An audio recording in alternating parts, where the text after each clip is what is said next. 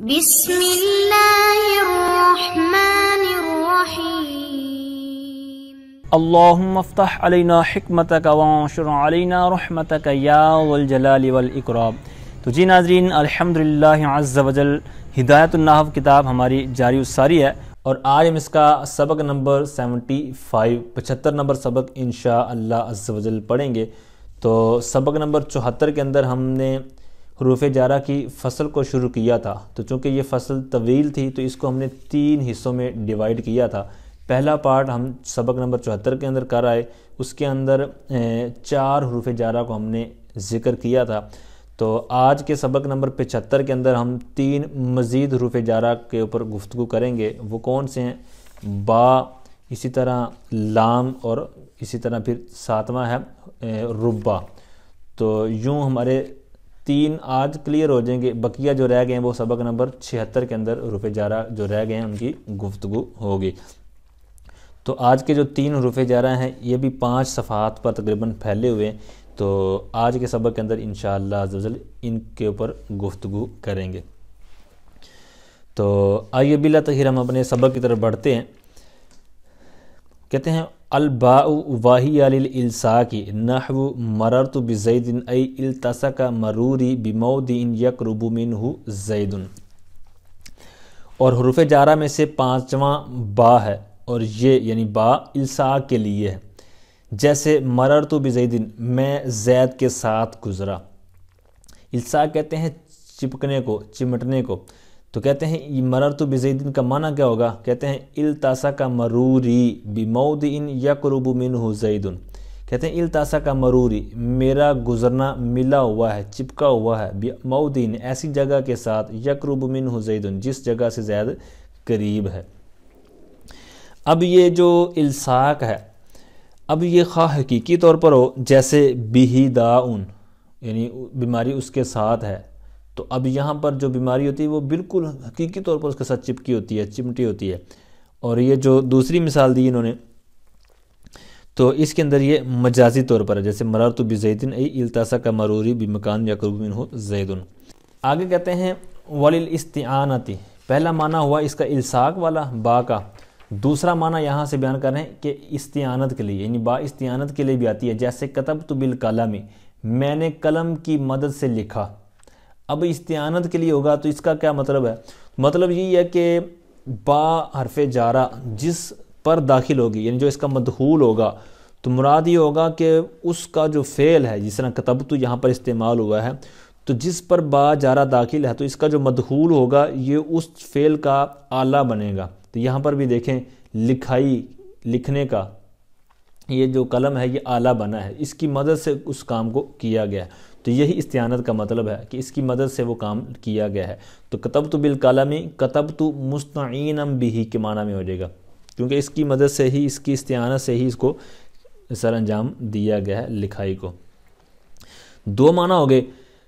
آگے کہتے ہیں وقد یکون للتعلیل، کہتے ہیں بس اوقات یہ تعلیل کے لیے بھی ہوتا ہے، جیسے اللہ تعالیٰ کا یہ فرمان ہے کہ انکم ظلمتم انفسکم باتخاذکم العجل، بے شک تم نے اپنی جانوں پر ظلم کیا بچڑے کو بنانے کی وجہ سے، یعنی بچڑے کو معبود بنانے کی وجہ سے۔ اتخاذ یہ متعدی بدو مفعول ہے، تو اس کا ایک مفعول تو انہوں نے ذکر کیا ہے، دوسرا یہاں پر الہن ہم اس کو نکالیں گے، تو باتخاذکم العجل الہن، یہ نیچے حاشیہ میں بھی انہوں نے اس کو مینشن کیا ہے۔ آگے با کا ایک اور معنی بیان کرتے ہیں، کہتے ہیں وللمصاحبۃ کا خرج زید بعشیرتہ، اور با مصاحبت کے لیے جیسے خرج زید بعشیرتہ، زید خارج ہوا اپنے قبیلے کے ساتھ، اپنے گھر والوں کے ساتھ، اپنے کنبے کے ساتھ۔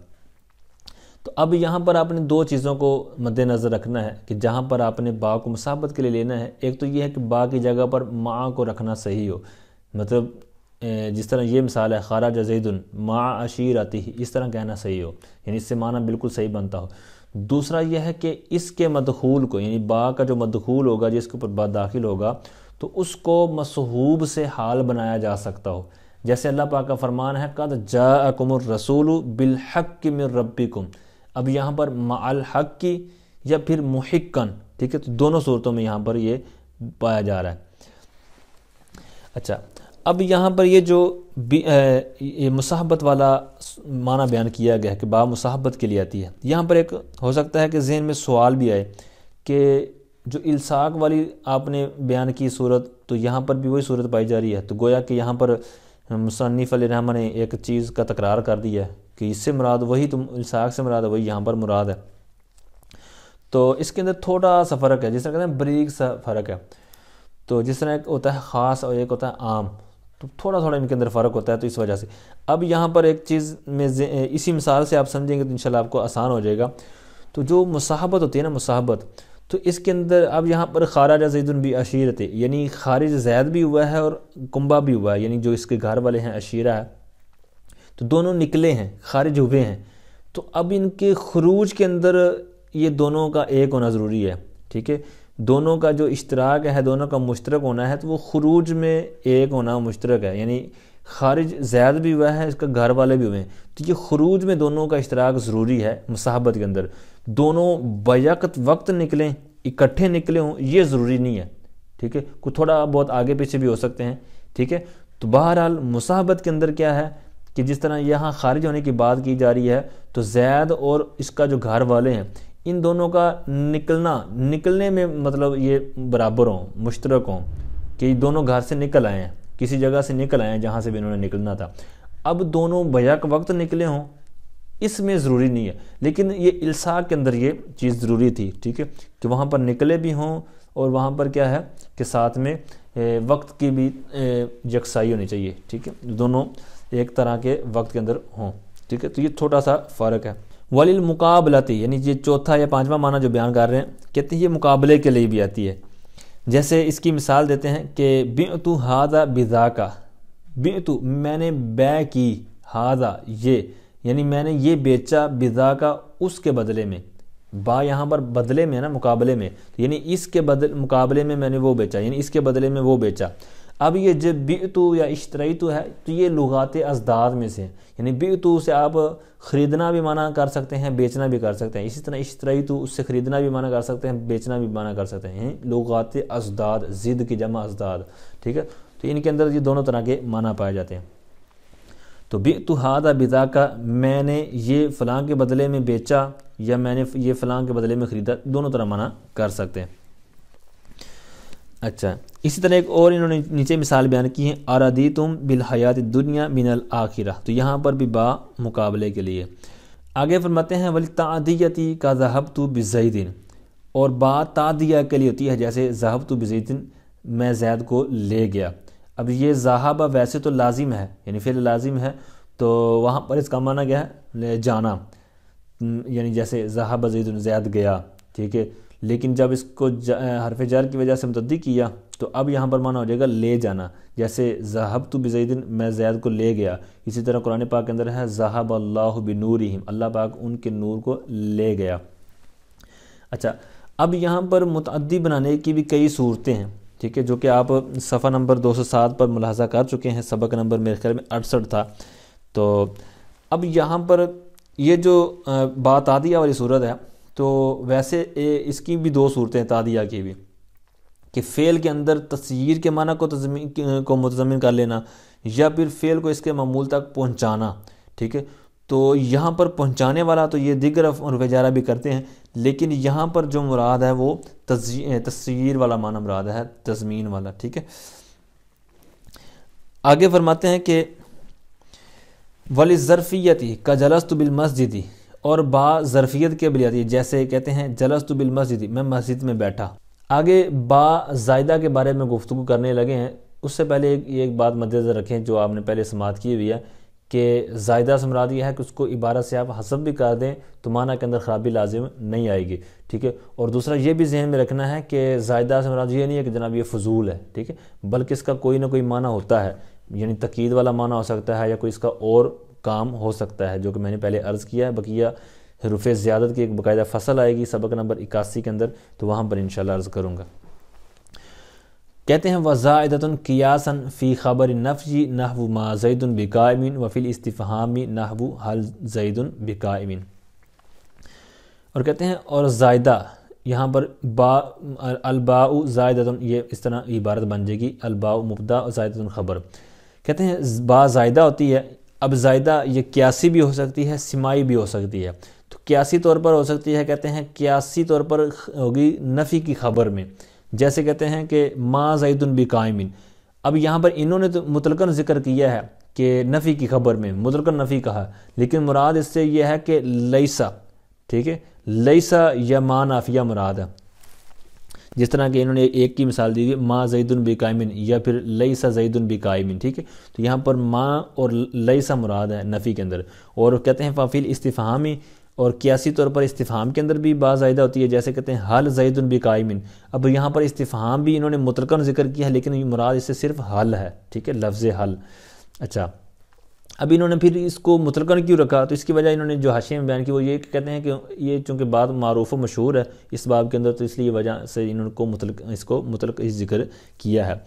آگے کہتے ہیں وَسِمَاءً فِي الْمَرْفُوعِ. پیچھے قیاسی بات تھی کہ با زائدہ ہوتا ہے، کہاں کہاں ہوتا ہے؟ تو قیاسی طور پر تھا، لیکن اب ہے سمائی طور پر، یعنی اہل عرب سے سنا ہی اس طرح گیا ہے.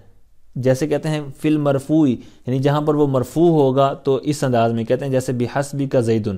اب یہاں پر مرفوع پہلی صورت یہ جو مثال دی ہے تو یہ مبتدا کی صورت میں ہے، بحسبک زیدن، ٹھیک ہے، تجھ کو زید کافی ہے. تو حسبک زیدن کے یعنی عبارت یوں تھی حسبک زیدن، لیکن بحسبک زیدن، تو یعنی اس کو اس طرح بھی کہہ دیں گے تو معنی وہی بنے گا، بحسبک زیدن کہہ دیں گے تو معنی بھی اسی طرح بنے گا. تو پتہ چلا کہ یہ با زائدہ ہے. دوسری مثال دیتے ہیں وکفا باللہ شہیدہ، ٹھیک ہے. اچھا، اوپر والی مثال کو آپ اس کا عکس بھی کر سکتے ہیں. بحسبک زیدن یہ تو تھا با مبدا پر تھی، اب اس کو یوں بھی کہہ سکتے ہیں حسبک بزیدن، ٹھیک ہے. اچھا، وکفا باللہ شہیدہ، اوپر والی دو صورتیں تو وہ بن گئی نا مرفوع والی صورتیں مبدا خبر میں، یعنی مبدا پر بھی بات داخل کر سکتے ہیں، خبر پر بھی داخل کر سکتے ہیں، وہ میں نے مثالیں کر کے دکھا دیں. اب مرفوع فاعل والی صورت ہے، کہتے ہیں وکفا باللہ شہیدہ، یعنی یہ اصل میں یوں تھا کف اللہ شہیدہ، لیکن با کو زائدہ طور پر یہاں پر ایڈ کیا گیا. اب یہ مرفوع والی صورتیں تھی. آگے منصوب والی صورتوں میں یعنی سمائی طور پر منصوب میں جو با زائدہ ہوتی ہے، جیسے کہتے ہیں القا بیدہ، یہاں پر یہ اصل میں تھا القا یدہ، ٹھیک ہے. اچھا، یہ تو تھی صورتیں ان کی، یہ جو سمائی طور پر ان کو با زائدہ کرنے کی صورتیں. اچھا، آگے ان کی ایک انہوں نے مثال حاشیے میں بیان کی ہے، کہتے ہیں وَلَا تُلْقُوا بِأَيْدِيكُمْ إِلَى التَّهْلُكَةِ، یہاں پر بھی لا تُلْقُوا أَنفُسَكُمْ إِلَى الْهَلَاكِ. اچھا، پچھلے صفحے پر آئیں. یہ جو انہوں نے قیاساً اور سماعاً ذکر کیا ہے، ان کی تین طرح ترکیب بھی کر سکتے ہیں آپ. تو ان دونوں کی ترکیب ایک طرح ہی ہے، لیکن انہوں نے قیاسی طور پر جو عبارت ہے اس کا حاشیے میں ذکر کیا. کہتے ہیں یا تو یہ مفعول مطلق ذکر ہوگا، جیسے یعنی اس طرح عبارت ہوگی کس نہ قیاساً یا کس نہ قیاساً، ٹھیک ہے. تو یہاں پر یہ فعل فاعل اور مفعول جو مصدر ہے اس کا مفعول مطلق بن جائے گا. دوسری ترکیب یہ ہے کہ یہ خبر ہوگی، اس کی عبارت یوں بنے گی تلک زیادت یکون قیاساً، ٹھیک ہے. تو یہاں پر یہ اس طور پر خبر بن رہی ہوگی. یا کہتے ہیں یہ منصوب بنزیل الخافض ہوگا، یعنی اس کو جر دینے والا موجود تھا لیکن اس کو حذف کر دیے گا، جس کی بنا پر یہ منصوب ہو گیا. جیسے کہتے ہیں عرفنا تلک زیادت فی خبر نفی والاستفہام بالقیاس، تو یہ ساری چیز کو ہٹا کر قیاساً اس کو کر دیا گیا، تو اس کو کہتے ہیں بنزع الخافض، منصوب بنزع الخافض. اچھا جی، آگے اس کے اور معنی بھی انہوں نے حاشیے کے اندر بیان کیے ہیں. کہتے ہیں کہ وَيَجِيءُ الْبَاءُ بِمَانَ ان، کبھی کہتے ہیں ان کے معنی بھی آتا ہے، جیسے سأل سائل بعذاب، یہاں پر با ہے لیکن یہ ان کے معنی میں یعنی بعذاب ان عذاب. یا بھی کہتے ہیں کہ یہ ان من کے معنی میں آتا ہے، جیسے وَيَوْمَ تَشَقَّقُ السَّمَاءُ بِالْغَمَامِ، یہاں پر من الغمام مراد ہے. یا پھر کہتے ہیں علا کے معنی میں ہوتا ہے، جیسے وَمِنْ أَهْلِ الْكِتَابِ من ان تأمنه بقنطار يؤديه إليك ومنهم من ان تأمنه بدینار لا يؤديه إليك إلى آخره. یہاں پر علی قنطار کے معنی میں، اور کبھی کہتے ہیں یہ تجرید کے لیے بھی آتا ہے، یعنی اس کو اس معنی سے خالی کرنے کے لیے. جیسے کہتے ہیں رأیت زیدن بالعلم، میں نے زید کو علم کے ساتھ دیکھا. تو اب یہاں پر با داخل ہے لیکن یہاں پر اس کی تجرید کر دیں گے، یعنی علم والا معنی خالی کر دیں گے. تو مراد کیا ہوگا رأیت زیدن مجردا خالیا عن العلم، ٹھیک ہے. تو یہ با کا کمال ہے کہ اس نے اس کو علم سے بے علم کر دیا. بہرحال آگے حروف جارہ میں سے چھٹے کی طرف بڑھتے ہیں. کہتے ہیں کہ واللام وہی للاختصاص نحو الجل للفرس والمال لزید. اور حروف جارہ میں سے چھٹا لام ہے اور یہ اختصاص کے لیے ہے، جیسے الجل للفراسی المال لزید۔ اب اختصاص کیا ہوتا ہے؟ اختصاص کی تعریف انہوں نے کیا بیان کی ہے، کہتے ہیں ایک شے کو دوسری شے کے لیے ثابت کرنا اور اس کی نفی کرنا اس کے غیر سے۔ اب اس کی چونکہ اوپر انہوں نے 2 مثالیں دی ہیں، جس سے پتہ چلتا ہے کہ اس کے اندر کوئی نہ کوئی گڑبڑ ہے۔ گڑبڑ سے مطلب کہ اس کے اندر کوئی تعمیم ہے، کوئی لاجک ہے۔ تو لاجک اور وجہ انہوں نے واقعی نیچے بیان کی ہے کہ یہ اختصاص کئی طرح کا ہو سکتا ہے۔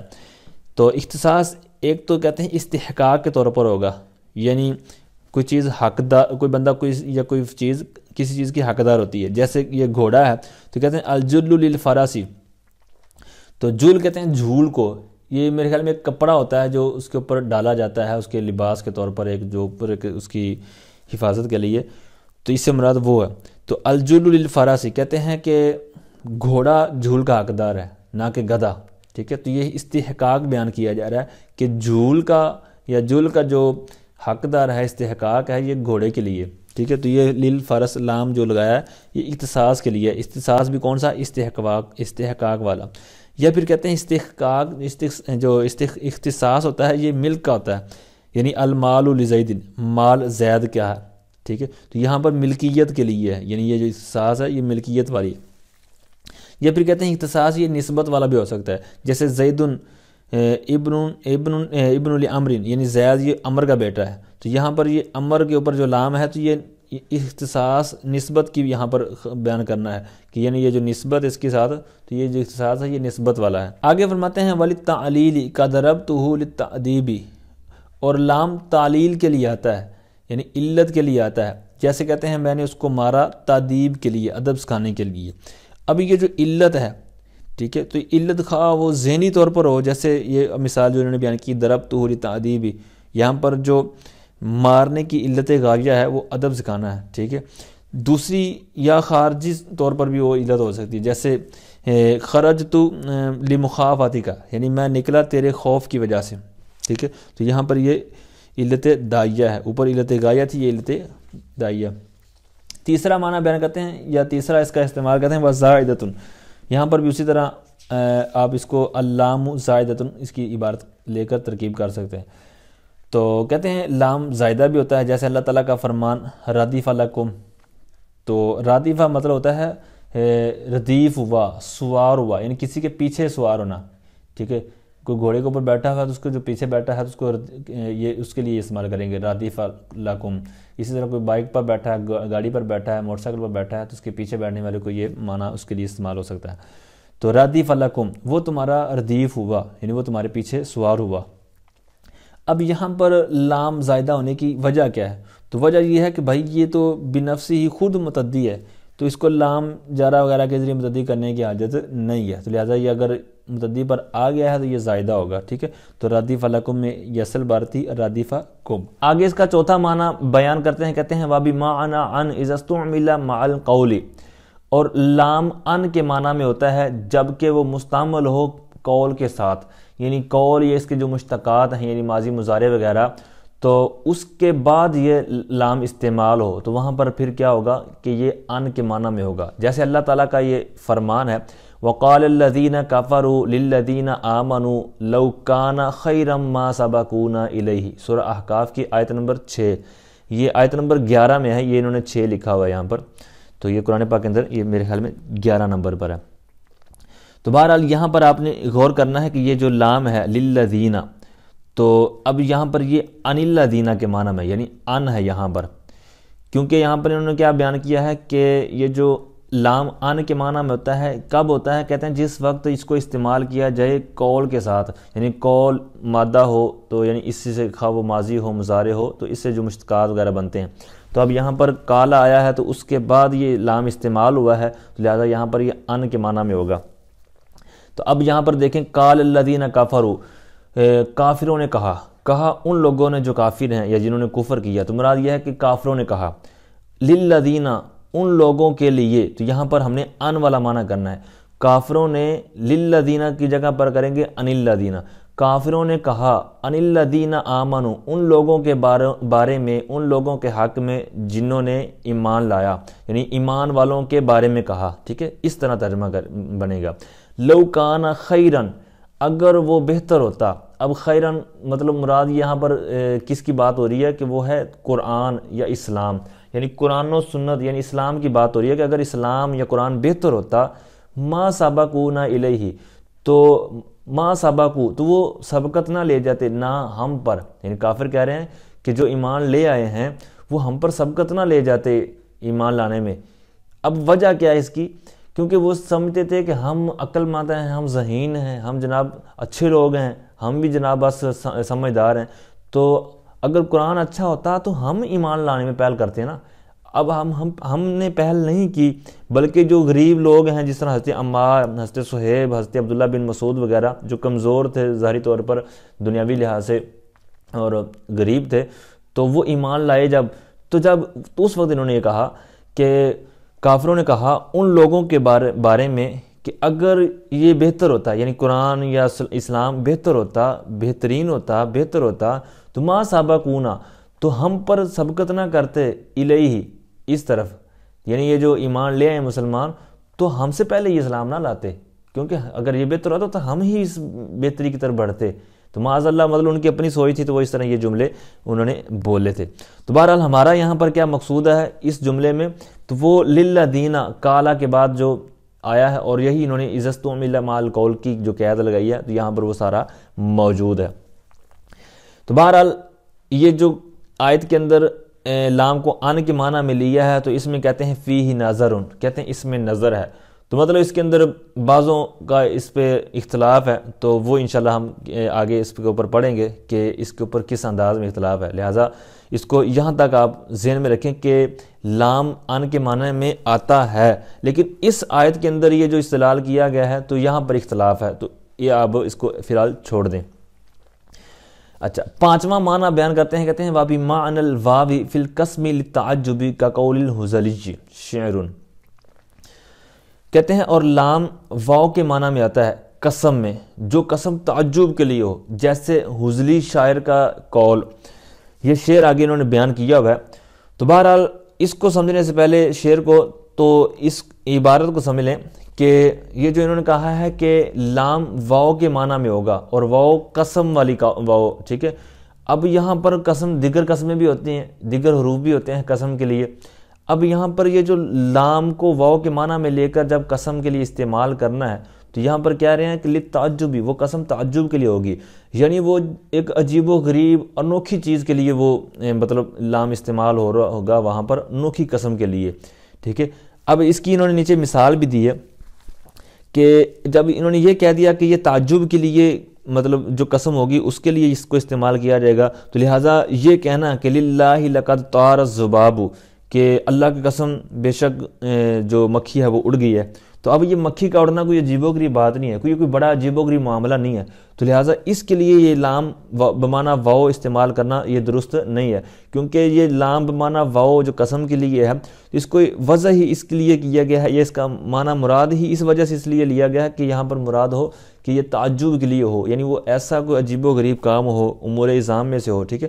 تو لہٰذا یہ جو مثال ہے اس کے اندر ایسا نہیں ہے، بلکہ اوپر والی جو شعر انہوں نے بیان کیا اس کے اندر ایسا معاملہ ہے، اور اس وجہ سے یہاں پر انہوں نے اس کی مثال بنائی ہے. جیسے شعر ہے، کہتے ہیں للہ یبقى علی الایام ذو حید بمشمخر بہ الزیان والآس. اب اس کے اندر یہ للہ میں جو لام ہے تو یہ ہمارا محل استشہاد ہے. یہاں پر انہوں نے یہ لام جو جارہ یہاں پر آیا ہے تو یہ واو کے معنی میں، یعنی قسم کے معنی میں ہے، ٹھیک ہے، اور یہی ہمارا مقصود ہے. اور اس شعر کے اندر وہ بات موجود ہے جو بھی ہم نے کہی ہے نا کہ امور اعظام میں سے ہو اور تعجب والی بات ہو، ٹھیک ہے، تو اس کے اندر وہ چیز موجود ہے. وہ میں بعد میں عرض کرتا ہوں، پہلے اس کی عبارت کو سمجھ لیں. یہ پوری جو عبارت ہے شعر والی، تو اس کی انہوں نے گفتگو نیچے کی ہوئی حاشیے کے اندر. اس میں للہ یہ اقسمو کے متعلق ہو جائیں گے یہ، ٹھیک ہے، لام جو قسم کا. پھر اسی طرح یب کا، اس کا جو لام ہے لام الف لا نفی کا، تو وہ محذوف ہے، مقدر ہے.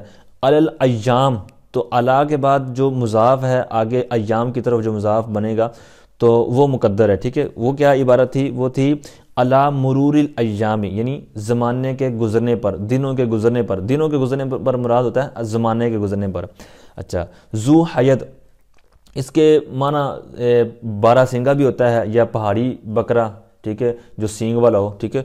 اچھا، مشمخرن یہ بلند پہاڑ کو کہتے ہیں، اور زیان یہ خوشبودار گھاس کو بولتے ہیں، اور آس یہ ریحان کو بولتے ہیں۔ یہ سارے انہوں نے نیچے معنی بیان کیے، اور باقاعدہ مان البیس سے انہوں نے پورے شعر کو ایک ترتیب کے ساتھ لے کر معنی بھی بیان کیا ہوا ہے۔ تو کہتے ہیں کہ للہ یبقى علی الایام ذو حید بمشمخر بہ الزیان والآس، میں اللہ کی قسم کھاتا ہوں کہ زمانے کے گزرنے پر سینگ والا پہاڑی بکرا ایسے اونچے پہاڑ میں باقی نہیں رہے گا جس میں زیان اور آس ہے، ٹھیک ہے۔ تو اب اس سے مقصود کیا ہے؟ ایک تو جو میں نے عرض کر دیا کہ یہاں پر لام کو لے کے آئے ہیں، تو لام بمانا واو، اور یعنی قسم کے لیے، اور قسم بھی کون سی؟ تعجب کے لیے۔ اب یہاں پر تعجب والی کیسی بات ہے؟ کہتے ہیں کہ تعجب والی اس انداز میں کہ دنیا کے اندر کوئی چیز باقی نہیں رہے گی، دنیا کے اندر کوئی باقی نہیں رہے گی، یہاں تک کہ جناب جو دنیا کے اندر لوگوں کے اندر رہنے والی چیزیں نہیں ہیں، بلکہ پہاڑ، بلند و بالا پہاڑ ہیں، اس کے اوپر جناب کوئی سینگ والا پہاڑی بکرا ہے۔ تو اب جب دنیا میں کچھ نہیں رہے گا، وہ اتنی جناب محفوظ جگہ پر ہے، وہ بھی باقی نہیں رہے گا۔ تو کہتے ہیں کہ یہ جو سب چیزوں کا فنا ہو جانا ہے، کسی چیز کا سلامت نہ رہنا ہے، تو یہ چاہ ساری چیزیں سوچتے ہوئے، دیکھتے ہوئے تو شاعر جو ہے وہ تعجب کر رہا ہے، ٹھیک ہے۔ تو اس تعجب کی وجہ سے اس نے یہ قسم اٹھائی ہے۔ اب یہاں تک انہوں نے 5 معانی جو لام کے تھے وہ بیان کیے ہیں، تو 9 دیگر معنی بھی ہیں، وہ انہوں نے نیچے حاشیے میں ذکر کیے ہیں، وہ میں آپ کے سامنے رکھتا ہوں۔ چھٹا معنی ہے کہ یہ لام سیرورت کے لیے بتا ہے، یعنی سارا جو ہم نے معنی افعال ناقصہ کے اندر پڑھا تو یہ اس معنی میں بھی کر دیتا ہے، جیسے کہتے ہیں فَالْتَقَطَهُ آلُ فِرْعَوْنَ لِيَكُونَ لَهُمْ عَدُوًّا وَحَزَنًا، یہاں پر لیکون کو انہوں نے لیاسیرہ کے معنی میں کر دیا، ٹھیک ہے، یعنی سرورت والا معنی اس میں پیدا ہو گیا۔ اب اسلام کو کہتے ہیں کہ یہ لام عاقبہ کا بھی نام دیا جاتا ہے اسلام کو۔ اچھا، 7واں معنی ہے کہ یہ لام فی کے معنی میں ہوتا ہے، جیسے وَنَضَعُ الْمَوَازِينَ الْقِسْطَ لِيَوْمِ الْقِيَامَةِ، یہاں پر فی یوم القیامہ، ٹھیک ہے، فی لام کو فی کے معنی میں کر دیا، اور اسی آیت کے اندر یہ اندہ کے معنی میں، ٹھیک ہے۔ 8واں معنی ہے بمعنی اندہ، یعنی اسی آیت کے اندر اندہ کے معنی میں استعمال کر سکتے ہیں، جیسے اندہ یوم القیامہ ہو جائے گا، ٹھیک ہے۔ اور 9واں معنی ہے وبمعنی الہ، یعنی اس لام کو الہ کے معنی میں بھی لے سکتے ہیں، جیسے کل یجری لاجل مسمى، الہ اجل مسمى، ٹھیک ہے، الہ کے معنی میں ہو جائے گا۔ اسی طرح ایک اور مثال دی ہے الحمدللہ الذی ہدانا لہذا، یہاں پر الہ ہادہ ہے، ٹھیک ہے۔ 10واں معنی ہے للتوقیت، وقت بیان کرنے کے لیے، ٹھیک ہے، جیسے اقم الصلاۃ لدلوک الشمس، یعنی لی وقت زوالہا۔ اچھا، 11واں معنی ہے مع کے معنی میں، جیسے اللہ پاک کا فرمان فلما اسلم وتلہ للجبین، یہاں پر مع الجبین ہے۔ اور 12واں معنی ہے من کے معنی میں آتا ہے، جیسے جرید کا قول ہے نحن لکم یوم القیامت افضل، یہاں پر یہ جو نحن لکم ہے، یہاں پر لکم جو ہے یہ منکم کے معنی میں، کیونکہ یہاں پر انہوں نے کہا ہے کہ من کے معنی میں بھی آتا ہے۔ 13واں معنی ہے فا، یعنی فا، لام کو فا کے معنی بھی آپ لے سکتے ہیں، جیسے اذا ما مت لسوف اخرج حیا، یہاں پر لسوف کو فسوف بھی پڑھ سکتے ہیں، یعنی اس بنا پر جو انہوں نے کہا کہ لام فا کے معنی میں ہوتا ہے۔ اور 14واں اور آخری معنی جو یہاں پر بیان کیا جا رہا ہے، کہتے ہیں وَبِمَعْنَا ان، یعنی لام لکھا ہوگا آپ اس کو ان بھی لے سکتے ہیں، جیسے وَمَا أُمِرُوا إِلَّا لِيَعْبُدُوا اللَّهَ، اب لِيَعْبُدُ اللَّهَ کو ان يَعْبُدُ اللَّهَ بھی لے سکتے ہیں، پڑھ سکتے ہیں۔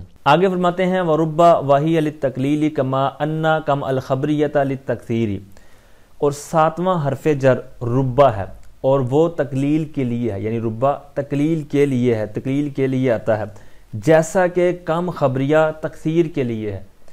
مطلب یہ ہے کہ ربہ جس کے اوپر داخل ہوگا، جو اس کا مدخول ہوگا، تو مدخول کے افراد کی کمی بیان کرنے کے لیے یہ ربہ استعمال ہوتا ہے، اور جو کم خبریہ ہے تو یہ تو انہوں نے بیان کر دیا تکثیر کے لیے ہے، تو اس کا مراد بھی وہی ہے کہ جس کے اوپر کم خبریہ داخل ہوگا تو جو اس کا مدخول ہوگا تو اس کے افراد کی زیادتی بیان کرنے کے لیے، اس کے افراد کے زیادہ ہونے کو بیان کرنے کے لیے یہ مستعمل ہوگا، اور وہاں پر ترجمہ اسی انداز میں کیا جاتا ہے، جس طرح کہ ابھی آگے مثالوں کا ترجمہ جب کریں گے تو آپ کو یہ عیاں ہو جائے گا۔ اچھا، اب ایک تو جو انہوں نے وضع بیان کر دی ہمارے سامنے کہ ربہ یہ تقلیل کے لیے ہے، لیکن یہ اتنا استعمال ہوتا ہے کثرت کے اندر کہ یوں سمجھے کہ جو اس کی وضع ہے کہ یہ تقلیل کے لیے ہے یہ کم ہے، لیکن یہ کثرت میں یعنی تکثیر کے لیے زیادہ استعمال ہوتا ہے، ٹھیک ہے۔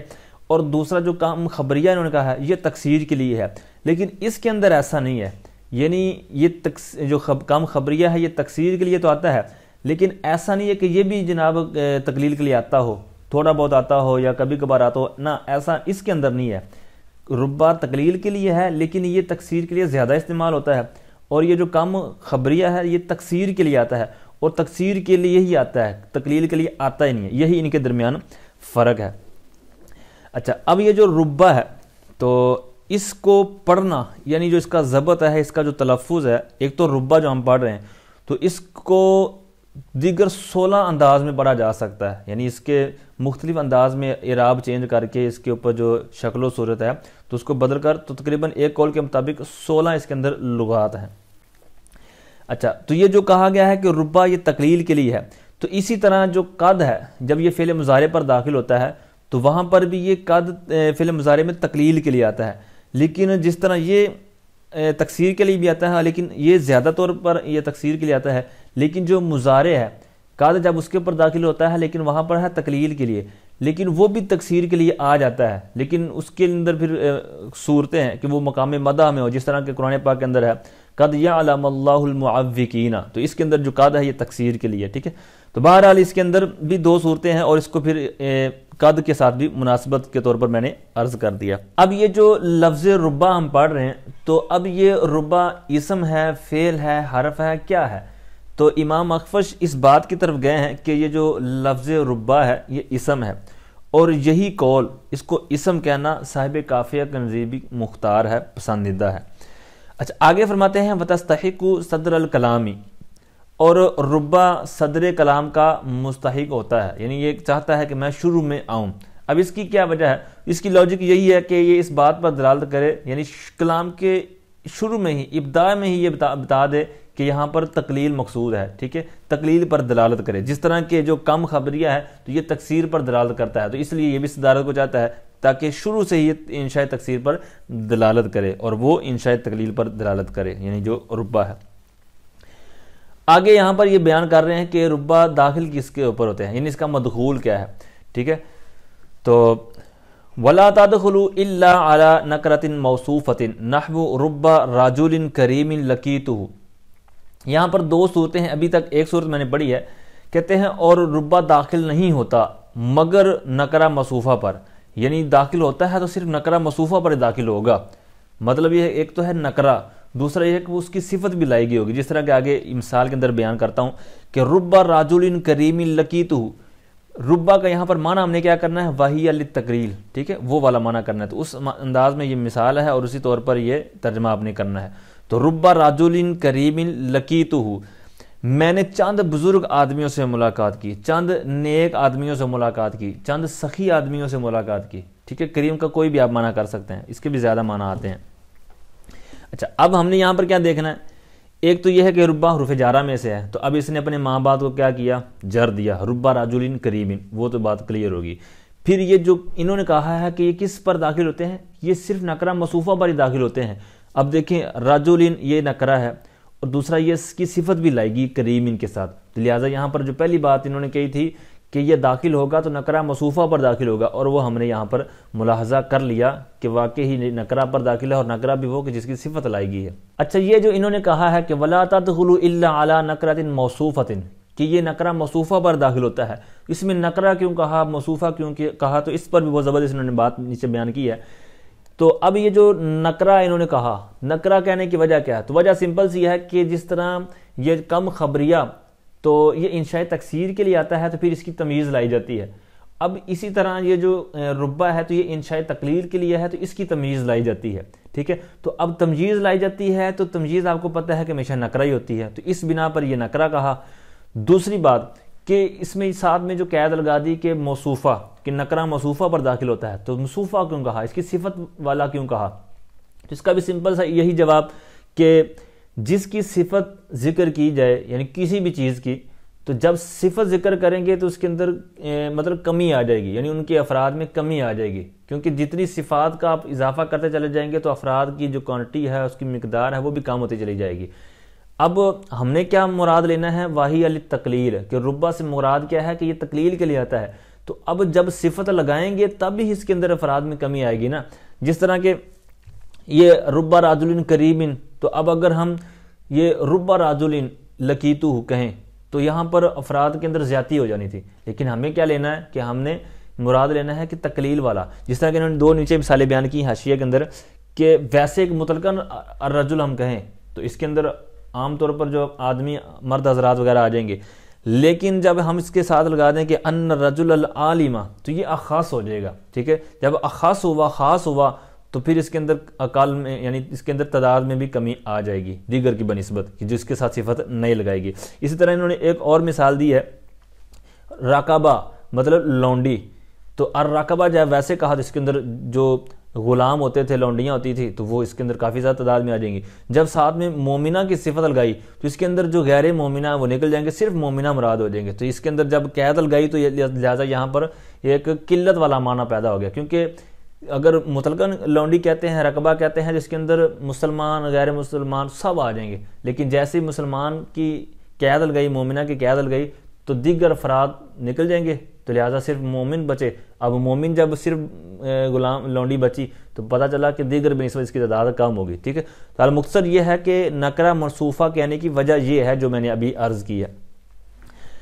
اب یہاں تک ایک جو صورت تھی وہ کلیئر ہوئی کہ جو داخل ہوتا ہے تو یہ جو ربا نکرہ موصوفہ پر داخل ہوتا ہے، یا پھر کس پر داخل ہوتا ہے، کہتے ہیں او مضمر مبہم مفرد مذکر ابدا ممیز بنکرۃ منصوبۃ، کہ ربا داخل، اس کا بھی استف اسی طرح اس اوپر والی عبارت پر ہوگا، یعنی ولا تدخلوا الا مضمر مبہم، ٹھیک ہے، الا علی مضمر مبہم، اس طرح پوری آگے عبارت بنے گی۔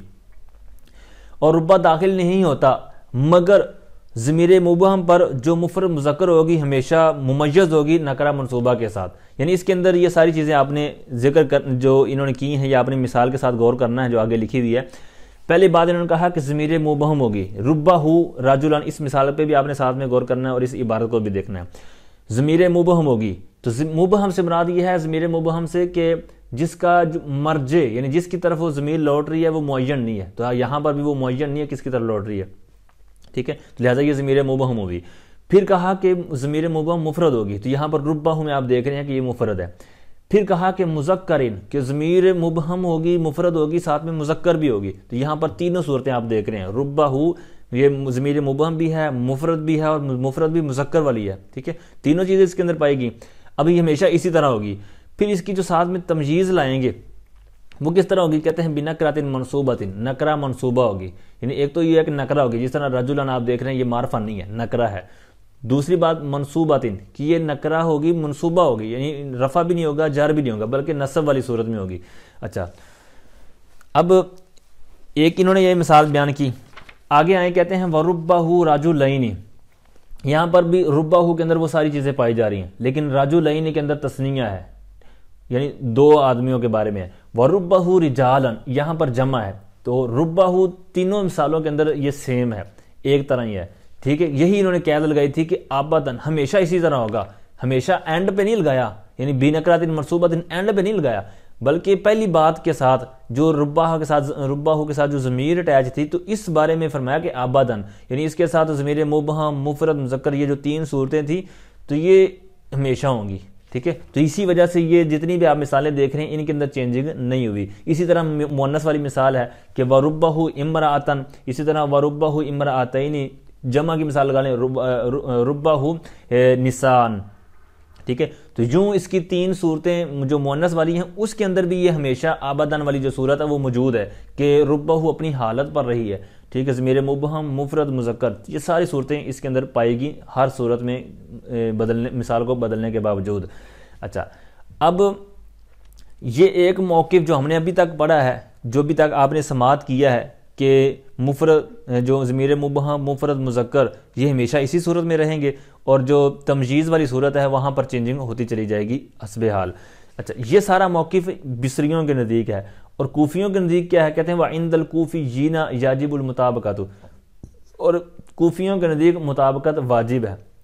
وہ کہتے ہیں کہ بھائی جس طرح کا تمجیز ہوگی اسی طرح کی ضمیر چینجنگ ہوتی چلی جائے گی۔ جیسے مثال کے طور پر ربہما رجلین، اب یہاں پر تثنیہ تھا تو ضمیر بھی تسنیہ کے لیے آئے، ربہم رجالن تو جمع ہے تو جمع کی ضمیر لے آئے، ربہا امراتن تو یہاں پر مؤنث واحد ہے تو یہاں پر ضمیر بھی ہا ضمیر ساتھ میں مؤنث واحد کے لیے آئے، ٹھیک ہے۔ اسی طرح اگر نساء جمع ہوتا تو یہاں پر ہونا تھا ربہن، ٹھیک ہے، جمع ضمیر کی آ جائے گی مؤنث کی۔ تو اس طرح یہ ضمیریں مثالیں وغیرہ انہوں نے نیچے بھی بیان کی ہوئی ہیں اور یہ ساری کوفیوں کے نتیجہ چینجنگ ہوتی چلی جائے گی۔ آگے فرماتے ہیں وَقَتَ الْحَقُوهَا مَا الْكَافَةُ فَتَدْخُلُ عَلَى الْجُمْلَتَيْنِ، اور کبھی کبھار ربا کو ما کافہ لاحق ہو جاتا ہے تو وہ دو جملوں پر داخل ہوتا ہے۔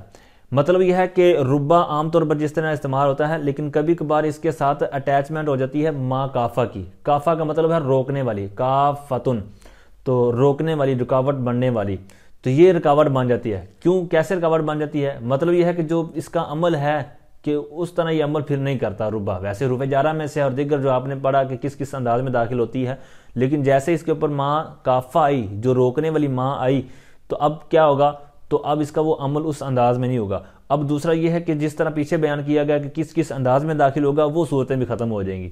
کیا ہوگی جو انہوں نے بیان کیا فَتَدْخُلُوا عَلَى الْجُمْلَتَيْنِ، تو کہتے ہیں کہ ربا جو ہے یعنی اس ماں کافہ کے داخل ہونے کے بعد، اس لحوق کے بعد یہ دو جملوں پر داخل ہوتا ہے۔ تو اس کا ترجمہ اس انداز میں کر سکتے ہیں کہ یہ دو جملوں پر داخل ہوتا ہے، یا یوں کریں کہ یہ جو ربا ہے یہ دونوں قسم کے جملوں پر داخل ہوتا ہے، یعنی جملہ فعلیہ بھی ہوتا ہے، جملہ اسمیہ بھی ہوتا ہے، جس طرح کہ انہوں نے مثالیں بھی اسی طرح دی ہیں کہ جملہ فعلیہ بھی ہے، جملہ اسمیہ بھی ہے، دونوں طرح کی مثال دی ہے۔ تو پھر جب ماں کافہ اس کے ساتھ لاحق ہوا تو پھر یہ جو ربا ہے تو یہ دونوں قسم کے جملوں پر داخل ہو جاتا ہے۔ جیسے انہوں نے مثال دی ہے ربما قام زید، یہ جملہ فعلیہ کی مثال ہے، ربما زید قائم تو یہ جملہ اسمیہ کی مثال ہے۔ تو اب مطلب یہ ہے کہ اس وقت وہ اس نسبت کی، یعنی یہ جملوں کے درمیان نسبت ہے تو اس نسبت کی تقلیل یا تکسیر کے لیے وہاں پر یہ استعمال ہوگا۔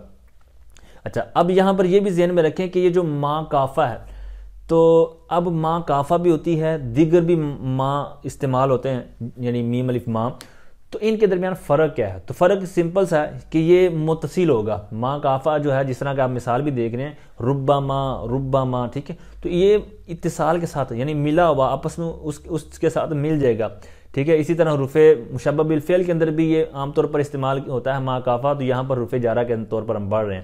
پیچھے حروف فعل جو حروف مشبہ بالفعل کی جب بات ہوئی تھی وہاں پر اس کی گفتگو ہو چکی ہے۔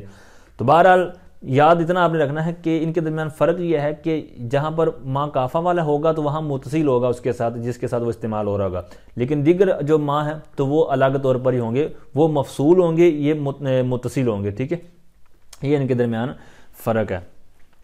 اچھا، دوسرا یہ ہے کہ یہ جو ماں کافہ کے ساتھ ماں ہے تو یہ کون سا ماں ہے؟ تو اس کے اندر مختلف اقوال ہیں۔ تو ایک قول جو زیادہ راجح ہے، جو زیادہ عام طور پر استعمال ہوتا ہے، وہ یہ ہے کہ یہ ماں موصولہ ہے، ٹھیک ہے، یہ ماں موصولہ ہے، لیکن یہ جو ماں ہوتی ہے ایو شین کے معنی میں یا ماں زائدہ، تو یہ بھی اس کے ساتھ لاحق ہو جاتی ہیں مگر ان کا استعمال بہت ہی کم ہے۔ آگے فرماتے ہیں وَلَا بُدَّ لَهَا مِن فِعْلٍ مَاضٍ، اور ربا کے لیے فعل ماضی کا ہونا ضروری ہے، یعنی جہاں پر ربا استعمال ہو رہا ہوگا تو وہاں پر فعل ماضی ہوگا۔ اب اس کی کیا لاجک ہے؟ کہتے ہیں لِأَنَّ رُبَّ لِلتَّقْلِيلِ الْمُحَقَّقِ، کہتے ہیں اس لیے کہ ربا تقلیل محقق کے لیے ہے، یعنی واقعی تقلیل ہو، یہ اس کے لیے ربا کا استعمال ہوتا ہے، اور وَهُوَ لَا يَتَحَقَّقُ إِلَّا بِهِ، کہتے ہیں اور یہ ماضی کے ساتھ ہی ہوگا، یعنی یہ ماضی کے ساتھ ہی متحقق ہوگا۔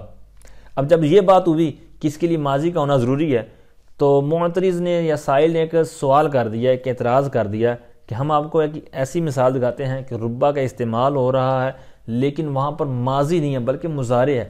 مثال کہاں سے دی؟ وہ بھی قرآن پاک سے دی۔ کہتے ہیں اللہ پاک کا فرمان ہے کہ ربما یود الذین کفروا لو کانوا مسلمین، کہ کافر بہت آرزویں کریں گے کاش وہ مسلمان ہوتے۔ تو یہاں پر تو مضارع ہے، ربا میں یہاں پر مضارع آیا ہوا ہے، یہاں پر یہ جو مضارع آیا ہوا ہے یہ ماضی کے معنی میں۔ آگے آخری اصول کی طرف بڑھتے ہیں، کہتے ہیں وَيُحْذَفُ ذَلِكَ الْفِعْلُ غَالِبًا، کہتے ہیں اور اس کے فعل کو حذف کر دیا جاتا ہے اکثر طور پر۔ غالباً کی جو انہوں نے قید لگائی ہے اس سے ہمیں اشارہ ملا کہ بعض اوقات ذکر بھی کر دیا جاتا ہے، یعنی غالب طور پر تو اس کے فعل کو حذف کر دیا جاتا ہے لیکن پتہ چلا کہ بعض اوقات اس کو ذکر بھی کر دیا جاتا ہے، جس طرح کہ پچھلے صفحے پر جو ہم نے مثال پڑھی ہے وہاں پر موجود تھا، ذکر تھا، جیسے رب رجل کریم لقیتہ، تو یہاں پر فعل اس کا موجود تھا۔ اچھا، اب یہ جو انہوں نے کہا ہے کہ غالب طور پر اکثر طور پر اس کے فعل کو یہ جو فعل ہے وہ محذوف ہوگا، تو اب وہاں پر پھر کوئی نہ کوئی قرینہ ہوگا. اب قرینہ خواہ مقالیہ ہو یعنی قول اس کی بات پر دلالت کر رہا ہو کہ یہ یہاں پر حذف ہے، یا پھر حالیہ ہو یعنی کوئی اس انداز میں ہے، کوئی اس حالت میں ہے، تو وہ حالت اس کی بتا رہی ہے کہ یہ فعل یہاں پر محذوف ہے. تو بہرحال ایک کی انہوں نے مثال دی ہے قرینہ مقالیہ کی، جیسے کہتے ہیں کقولی کا، جیسا کہ تیرا کہنا رب راجل اکرمنی. اب یہ جو جواب دیا ہے کس کے جواب میں دیا؟ کہتے ہیں فی جواب من قال، کہتے ہیں اس شخص کے جواب میں جس نے یہ کہا حل لقیت من اکرمک. اب یہاں پر موجود ہے حل لقیت، کیا تو نے ملاقات کی ہے من اکرمک، جس نے تیرا اکرام کیا، جس نے تیری عزت کی، یعنی جس نے تیری عزت کی ہے، کیا تو نے اس سے ملاقات کی ہے. اب یہاں پر اس سوال کے اندر، اس قول کے اندر یہ فعل موجود تھا، تو اب جواب کے اندر رب رجل اکرمنی، ٹھیک ہے، تو یہاں پر اس فعل کو محذوف کر دیا جو سوال کے اندر موجود تھا. اب اس کی اصل عبارت کس طرح تھی؟ کہتے ہیں ای رب رجل اکرمنی لقیتہ، تو یہاں پر لقیتہ فعل کو جو جواب کے اندر حذف کر دیا گیا جو سب سے اوپر کاقولی کا کے بعد عبارت موجود ہے. اب اس کی ترکیب آگے بیان کریں، کہتے ہیں فَأَكْرَمَنِي، یہ جو اوپر جواب کے اندر تھا، کہتے ہیں صفت الرجلی، یہ آدمی کی صفت ہے، وَلَقِيتُهُ فِعْلُهَا، کہتے ہیں لقیتہ یہ اس کا فعل ہے، وَهُوَ مَحْذُوفٌ، اور یہ یہاں پر حذف ہے، محذوف ہے.